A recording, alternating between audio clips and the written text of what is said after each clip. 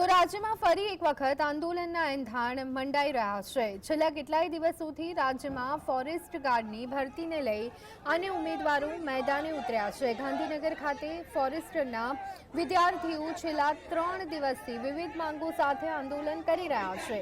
આ તરફ ગઈકાલે ઉમેદવારોએ ગાંધીનગર રામકથા મેદાન ખાતે આંદોલન કર્યા બાદ રાતવાસો પણ રામકથા મેદાનમાં જ કર્યો હતો। જો કે વહેલી સવારે ઉમેદવારોની અટકાયત કરાતા મામલો ગરમાયો હતો। આ મામલે ગુજરાત એનએસયુઆઈનું ડેલિગેશન ફોરેસ્ટના વિદ્યાર્થીઓના વહારે આવ્યું છે। આવતીકાલથી એનએસયુઆઈ દ્વારા સરકારનો વિરોધ કરવામાં આવશે અને જે ફોરેસ્ટના વિદ્યાર્થીઓને અન્યાય થયો છે તેને ન્યાય આપવાનું કામ કરવામાં આવશે।